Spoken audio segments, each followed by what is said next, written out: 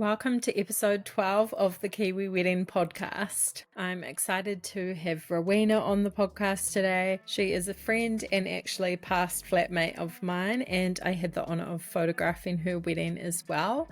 Rowena and Dave got married at Kumeu Valley Estate in Auckland.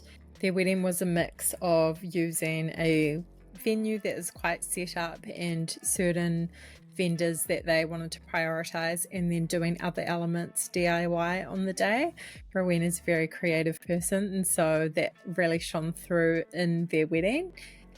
She talks about how she was pregnant on her wedding day and what that looked like in terms of planning and just being in those early stages. We also chat about not necessarily following tradition and some things that maybe you should rethink about why we even do them on wedding days. I'm excited for you to hear this one. Rowena's got some great advice and ideas, so enjoy episode 12 with Rowena. Oh, hi Rowena, thanks so much for coming on the podcast today. Thanks for having me, Lydia. I was your wedding photographer, so it's always nice to have had a bit of behind the scenes from the day, but yeah, it's been a couple of years now, so be nice to reminisce about all of it. So to just start off with, if you can tell me a bit about you and your husband, how you guys met, and your life together. Cool. So my husband is Dave and I'm Rowena. We are one of the successful Bumble stories. I guess it's becoming more popular that there are more and more successful ones, as it just seems that that's how everyone's meeting now. And this was September 2019, so we're coming up 4 years ago to when we met. Our first date, we went out to a bar in Ponsonby. I had a rule of no dinner on the first date, and this was broken within the first 5 minutes of meeting Dave, just because we were so instantly, we felt so instantly connected and comfortable around each other. So after 5 minutes, I was like, okay, where should we go for dinner? And then, it was pretty much all on from there. It's a good sign, I think, if you want to go for dinner straight away. It's not just a quick drink and dash.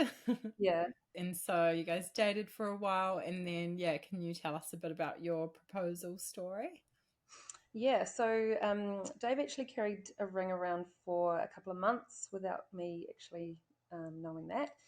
So he had a few attempts to propose, or there were a few occasions where he wanted to propose and it just didn't quite work out. So backtracking a little bit, so we met in September of 2019, and then the 5 months later I moved in with him for the March 2020 lockdown. Otherwise, we wouldn't have seen each other for a few weeks.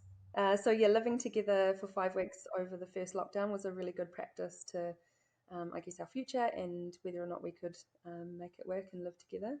So forward a couple of months, we were chatting about engagement and our future together, and I just suggested we could go look at rings just for fun. So we went in and I tried on a few rings and chose a few that I liked and then just left it at that. I'm pretty sure he bought the ring the next day, but he was kind of alluding to the fact, he's like, oh yeah, I still need to go and get that, and trying to put me off. But I kind of knew that he did. He's quite a practical, efficient person, so I think he would have just done it the next day. He had a few attempts at a proposal, but they didn't quite work out. So one of the first ones, so this is about a year after us dating, that was when we were on our way to do the Pinnacles hike down in the Coromandel, and we were just out of Auckland, and then his car caught fire.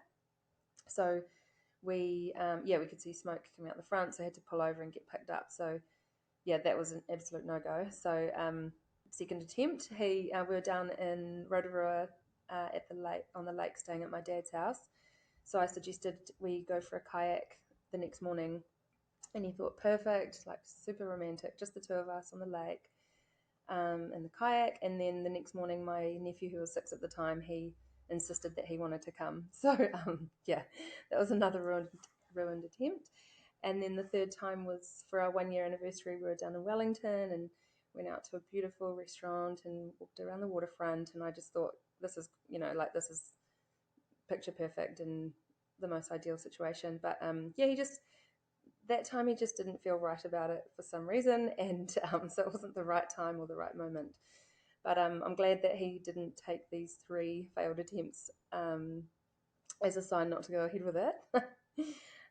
So we planned another trip down to Thames to do the hike again up the pinnacles.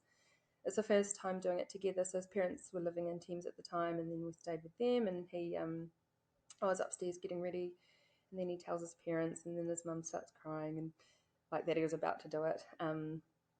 So we trot up the mountain, and then he was so cool, calm, and collected. You could not see it coming, and then towards the top he did start acting a little bit weird, like as you are with climbing a mountain, your fingers get a bit fat and chubby, and I was like, oh, look how fat my fingers are, and he's like, oh, don't worry, your fingers will be fine when we get to the top, and he was kind of commenting on my fingers, and then he also, like, he hates photos. He hates attention on him, and then he suggested we go to a little peak and get a photo. I'm like, okay, that is so, it's out of character for him, but it seems pretty normal. So I was like, okay, what's going on? And then, so then before I know it, he's just in front of me kind of talking about how, all the lovely things and how he wants to spend his life with me. And I don't even think I'd let him finish his speech. And I was just like, yes! So I don't know what he was about to say, but I said yes and didn't let him actually ask the question. Yeah, so we left, went down the mountain, big smile on my face, and left that hike as a engaged couple, which was pretty cute. Best hike ever. Yeah, it actually was. You got there in the end. That's so cute. Yeah, got there in the end. Did you always imagine what your wedding would be like? Did you have a vision in mind and style that you wanted to do? And what were the first kind of steps with wedding planning and choosing your venue? I have always been a massive fan of weddings, and I love love, and I'm quite a hopeless romantic, and I kind of always dreamed about it, but it just, only your dreaming and your planning only goes so far when you haven't actually met the person who you're going to marry yet. So, they were just ideas at this point, but we were engaged for 6 months. So we got engaged in October and then got married in April the following year. So I guess in some people's minds that's quite a quick engagement, but for me it was just the perfect amount of time. Just it was plenty of time to plan a wedding. It made me be a lot more decisive, and Dave's a very decisive person, but he was like, yep, whatever you want to do, all the decisions were up to me, but I kind of wanted some input from him, so it helped just to be really decisive, where I feel like if I had a 3-year engagement, I would have just changed my mind so many times.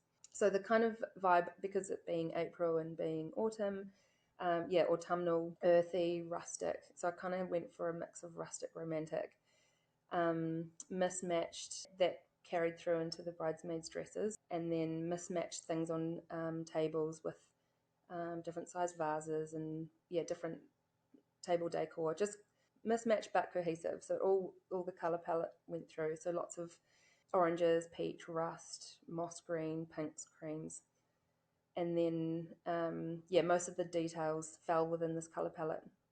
And then I chose. I did have a look at a couple of venues, and then went with Kumeu Valley Estate, which I know you've got some. You've spent a bit of time there, but it's absolutely perfect for a rustic wedding because it's a barn, and it just fit my theme, I guess, really well. So as soon as I went in there, fell in love with the place, and Annette is incredible from Kumeu Valley Estate. Yeah, very helpful, and I loved having her as she was kind of in the end a bit of the she kind of helped to plan the day on the day. Yeah, a bit of a coordinator role. She was the venue coordinator, and that kind of just came with the package, which was awesome. Such a cool venue and perfect for like an autumn wedding, I think. Really cool vibe and kind of like cozy but beautiful outdoor space as well. So that was really nice. So what were kind of your most important elements when it came to the day, like your top priorities in terms of vendors, details, all of that? So I thought about what would be the most memorable and what will stick with me years after our wedding, and the things were the photos. So thank you, Lydia, for making my dreams come true. And then also the food was big for us because we're big foodies and we enjoy, yeah, I think food is quite memorable. And then also the entertainment. So we went with a band called Jacuzzi Casanovas, and yeah, they were so epic, such a good time. They just bring the party. Yeah, they're about a 8-piece band. Sorry if I've got that wrong, but they do covers, and they're just so much fun, kind of funk, and they're just having a live band at a wedding. That is something that's really memorable to me, and it's something that people are still talking about now, a few years on. They're just like, yeah, that was the best party. That was such a cool band. So yeah, that food, photos, entertainment. And yeah, just making it a good time for everyone. Great food. It was an awesome party. So you did that well. Oh, thank you. So, can you tell me a bit about your wedding outfits on the day, your dress, and yeah, the bridesmaids as well, if you want. But yeah, what that whole process looked like, finding a dress, and yeah, kind of short engagement. Yeah. So I actually chose my wedding dress and I bought my wedding dress before we got engaged. Pretty naughty. But I found it in a sample sale and I just could not resist. So it was a John Zimmerman dress. I saw an ad come up, I think, on social media, and then just had a look through. And of course, my mind was kind of in that realm, even though we were engaged. I was like, okay, this might, like it was something that we were thinking about. So I found, I kind of knew what silhouette looked good on me, and I know what shape looks good. So I did a bit of prior research into the brand, John Zimmerman, and then he's local to Auckland. So I went into the shop and the first dress I tried on, I was like, yeah, this is it. And yeah, ended up buying it, I think, that day in sample. And then, oh no, I did actually let Dave know as well. I was like, hey, I found a dress. And he's like, Should yes. probably And then, propose soon. yeah, so it kind of, it was all about, we knew it was going to happen very soon. So, yeah, and because he was on board, if that had scared him away, then if a wedding dress wouldn't have scared a man off. The dress that I chose, I'm a massive fan of textures and patterns, so my dress had sequins and feathers. And I don't know if you can get any more textured than that, but it was a beautiful laced sequin detail that was just so me. And Dave's a Barker's man, so he wore a floral shirt which matched the autumnal vibe, and he an oat coloured linen blazer. And then my bridesmaids all had mismatched dresses that were in the colour palette of like moss green and orange and peach cream. Yeah, so I think all together, when it all came together, I was so stoked with how cohesive it all was. Yeah, so I think having mismatched might freak some people out, but that's kind of it's definitely my style. And you were pregnant on your wedding day. If you're happy to talk about that, did that Yes, affect the like fittings, or you're quite early on still? But yeah, yeah, absolutely. So, um, leading up to, so like around January when we were planning the wedding, so with the wedding being in March, I think I was my fittest I'd ever been. And I was, yeah, going hard at the gym, and I just wanted to feel really good. And I was just in a really good routine of exercise and eating, and I just wanted to, I knew that a wedding was my time to, it was just a good goal to work towards to get really in shape and feel really good. So I was, I think, probably at my peak of just, yeah, fitness. And then, yeah, early February, that we found out we were pregnant. Yeah, I was just thinking, oh my God, I was just calculating. It's like, okay, I'll be 15 weeks pregnant at the wedding. And I thought, oh yeah, okay, so the dress, we've already got the dress and it's already tight. So um, John, the designer, he did an incredible job at making my dress still fit me. And he kind of just brought it out where I started growing in my hips and chest and in my ribs. And he just did an incredible job at making my dress look seamless, and you couldn't tell that he had taken parts out of this part and put it in here to make it fit me again. And he was a magician on the year leading up to the day. so who was in your bridal party, and how did that process go, choosing them? So it was pretty easy to choose my bridal party. So I've got two sisters, and it was just, yeah, a no-brainer to have them, as we are pretty close. And then two of my best friends, Hannah and Bex. So Hannah I flattered with, and we travelled the world together. and have just some incredible memories together. And then Bex is my high school bestie. Yeah, so it was pretty easy to choose my bridesmaids, and I didn't actually have a maid of honor, but instead I gave each of my bridesmaids a special thing to do on the day. So my one sister was the witness, so she signed at the ceremony, and then another bridesmaid did a speech, and then another. Yeah, they all had a special role on the day rather than just one maid of honor. And then Dave chose his best friends and his brother as well. Yeah, I didn't realize you'd done the special roles for everyone, so I love that instead of a maid of honor, just everyone equal. That's cool. So what about the guest list? Did you find that hard narrowing it down? And how many guests did you have? Yeah, I thought it would be quite stressful, but a way to work around it was that we had a bigger ceremony. So we had about 125 people at the ceremony. Then, yeah, lucky it was just that it was an outdoor space that they could all fit. And then for a more intimate moment at the reception, we had about 80 or 90. I can't, maybe, yeah, somewhere between 80 and 90. So that was a great way to get around some. It doesn't even have to be an awkward conversation. People are so understanding, and people understand how expensive a wedding can be. And I think people are more honoured to be invited rather than an expectation that they're invited. So, maybe I think people get quite hung up on the awkwardness around choosing your guest list. But it could be. But just be honest with people. And yeah, if they're your like family and good friends, they'll understand. Like, yeah, weddings are expensive and people get it. Yeah. So can you tell us about your big day? How did it go down? And yeah, do you have any like highlights or favorite moments from the day? I thought it would go really fast, and that's just what people say, that it just flies by, and then by the end of the day, you've forgotten what had happened. But for me, it was the opposite, and I was able to. I was surprised. I remember speaking with someone out of reception. I was like, I have enjoyed every moment of this day, and it was going really slow for me, and I was just able to relax because we'd done all the hard work leading up to it. So the actual day was just, we were able to just be in the moment, be excited together when we were getting ready in the morning with the bridesmaids. I think it did help that I wasn't able to drink much. If not, I might have just gone a bit overboard in the excitement of it all. I might have drunk too much, and then it might have, I might have not been able to remember anything. So it was kind of a blessing in that way, being pregnant, so that I could enjoy every moment. But it was just, the whole thing was super fun. I think getting ready in the morning with my bridesmaids, and then my dad comes. I'm a big sucker for daddy-daughter moments, and yeah, when dad came in, my one thing was to make him cry, and yeah, got him. So he cried for my two sisters' weddings, and I was like, yeah, cool.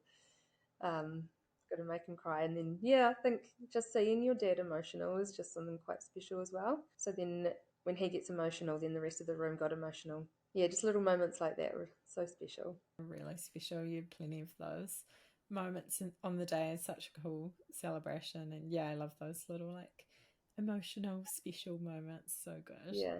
Actually, I did, how I was feeling, I was so calm in the morning as well. And then it wasn't until we're in the car going to the venue, we got combis, so that was also quite fun. So the girls rode in the combis to the venue, and then it wasn't until that moment I was actually like, heart rate is starting to go up, and it was starting to rain at the venue that we could see a few kilometres away, and I was like, no, it's going to be all good. And then I was just wishing for the best, and then those nerves are ramping up, and then driving into the venue, nerves are ramping up, and then getting out and just seeing everyone there out on the grass. Yeah, I think I had to catch my breath. And then when I got to, you do the procession song comes to your turn to walk out. And then I get to the end where I'm about to walk through down the aisle, past everyone. And I think just so much pent up energy, I just had to let out a woo! And that just broke the ice. And then from that, everyone just laughed, and then everyone could kind of just relax after that moment.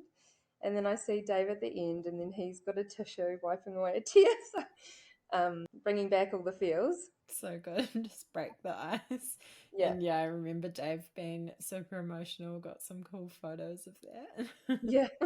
What did you find hardest with the wedding planning process? And yeah, is there anything that you would do differently, or yeah, you look back on and regret? Yeah, no regrets as such, but I think the hardest was just being being early days pregnant. First trimester and all the things that come along with that, nausea and your heightened sense of smell. And I just remember I'd foraged all the plant of like leaves and flowers and things myself, and I was just letting them dry in our spare room. And the smell of dried flowers, it just permeated the house, and it just made me feel so ill because, yeah, heightened sense of smell anyway, and it just put me off the whole excitement of the wedding for just for a few weeks. And yeah, just feeling pretty gross being in first trimester. But yeah, the smell thing, and I was just like, oh, get those flowers away from me. Didn't want anything to do with them. So I was actually just really happy to just get them out of my face after the wedding. Yeah, I didn't really find anything else that hard. I really enjoyed the planning stage. And you're such a creative yourself, so I think that really came through on the day, like all those thought out details and yeah, just the colors and the flowers, and yeah, all came together so well. So if you're happy to talk about if you had a budget and how much you ended up spending, even like a ballpark figure. We spent 35,000, which is about what we budgeted. So the things that I prioritized, I prioritized the non-negotiables. So those for me were the venue, the food, the photos, and the entertainment. And then I did all the smaller details myself. I guess smaller details are different to different people, but the things like the stationery was a smaller detail for me. So I did a lot of that myself. I was really lucky to have access to the laser cutter at my school, which I worked at, so I could do all the signage and the table decorations and things myself. With the flowers, I collected and foraged leaves, plants, flowers, and op shop vases so that I could do all my own table decor. And I also did the men's buttonholes and the bridesmaid bouquets. But then I got my own bouquet made, and it was actually quite cool. I've got it up on my mantelpiece at the moment so I can look at it every day because my bridesmaid, as a gift, got it dried and framed for me. So I've still got elements of my wedding that will last forever, which is really cool. So anyone who is thinking that flowers aren't that important, that they just die, and and that it's just a big expense, then you could do something like drying them and getting them framed. Yeah, the invites, I did a paperless post, so just to save money on postage and paper, it was free. And then I used Illustrator and Canva to create the artwork for them, and then just emailed them out to everybody. So there's definitely ways that you can save on money. Yeah, the venue was a fixed cost, so that was you could kind of work around that, and then that would also dictate the numbers. Yeah, because you're paying food per head. That's so great. You're very clever with all your DIY bits. And yeah, like I said, a creative person. So yeah, I think everyone has a little bit of creativity. And if you can just think about different areas to save and spend in, then that can work out really well. And yeah, I love that idea of getting your flowers like preserved. I've seen a few businesses popping up that, yeah, you can get them pressed in a frame or like set in resin even, I've seen, which is really cool. So I often see people using their decor from their wedding in their home. It like becomes Yeah, kind of their interior style. And yeah, especially if you're like moving into a new home when you're getting married, and that's quite cool, just memories from the day in your home, so lasts a bit longer than just one day. it's really special what people are doing. That um, that there's people that can do that for you. And then you're supporting other small businesses as well. Cool. So did you guys go on honeymoon straight away, and what did planning that look like? Yes, we went down to the South Island for 5 days. We went to the Queen Charlotte and then did a bit of the Queen Charlotte track walk and farewell spit and around Abel Tasman. Yeah, just since Dave and I had met, we hadn't been overseas or anything because we met only months before the world lockdown. So yeah, just staying local was pretty special to us as well. Local as in the South Island. Still staying within New Zealand. Felt like I just wanted to fit it within the school holidays, being a teacher. So we got married in the school holidays, and then also spent the second week away down for our honeymoon. Yeah, just stayed in some cute little places that had like little huts, and we're not really like really bougie people, so we're just really happy with really just quite simple. And we stayed in a container, and it had a outdoor bath converted into a spa pool. Yeah, just rustic. It sounds so good, nice and relaxing after, yeah, a big exciting day and just being out in nature. That sounds perfect. So, were there any helpful websites, apps, resources, anything like that that helped you during the wedding planning process? Yeah, I don't think I realized how much I enjoyed a Google sheet. I love a spreadsheet, and then Pinterest, of course, and Canva for the artwork that I did. Yeah, pretty simple. I can't remember what website I used. Oh no, I didn't actually use a website to do the paperless post. I just literally just sent people emails myself, and then I could write a personalized note to a few people if I wanted to. Yeah, it kind of took a bit more time, but it just made it a bit more personal. Nice. That's definitely the most common ones I keep hearing again and again, like Excel spreadsheets or, Yeah, yeah, Google and Pinterest. So, yeah. yeah, you don't need a lot. It's just, yeah, the key helpful things for all, yeah, planning and inspiration. There was maybe it was called the Curator. Um, Oh, yeah. and it was just like a checklist. Pretty much everything I used was the free version of stuff. So it was the free version of Curator. So you could put in your wedding date, and then it was a countdown to the day, and then what you need to do in the 6 months leading up, 3 months to yeah. So that was quite helpful, I guess, just to get your mind around the checklist and things that needed to be done. Then you could assign different jobs to different people. Yeah, so yeah, the curator.co.nz, I think it was called. Cool. That's a good one. Link that for people to check out. Super helpful to have a bit of a list because there's so many little things to think about leading up to the day. And do you have any advice that you would give to couples that are planning their wedding at the moment? Yeah, so something that I found myself thinking about when planning for mine was questioning the traditional things that are done during weddings. Like why do you do certain things? Are you doing things because it's important to you, or is that just something that is done in weddings? So for example, I thought, why do bridesmaids all have to be matching? And so I had all my girls in mismatched dresses, but that just so that they could also feel comfortable on the day. So they were my special people, but I didn't want to put them all in matching dresses that they felt so uncomfortable and didn't feel like it was them at all. So they got to choose their own color, and I gave them a color palette, and then yeah, they could choose whatever style they wanted to. And then another thing I questioned was why bridesmaids wear bouquets or hold bouquets down the aisle. And then I just thought, oh, probably because wouldn't know what to do with their hands otherwise. So yeah, still continued with that. But another one was having the bridal party stand next to the bride and groom during the ceremony. Was another tradition where I just thought, why do you do that? So instead, we had our bridal party sit down so they could actually watch us and enjoy the ceremony as well. So they still walked. My girls walked in the aisle, and the guy, Dave's groomsmen were also standing there as we all walked in. And then yeah, once we joined together at the front, then everyone sat down and watched us and see our facial features and see us cry. That's so good. I feel like a lot of people just never question that stuff. And like you normally haven't been married before when you're getting married, or you might not have been to a lot of weddings. And so you just think, oh, that's what we have to do. But yeah, some of them are really dated traditions and you can actually do whatever you want. Yeah, we also didn't have a cake, and we didn't do a first dance. I think the first dance would have been Dave's absolute worst nightmare. So yeah, instead we just got everyone on the dance floor and just had a really good dance to the band. So good. Yeah, great advice and something for people to think about for sure.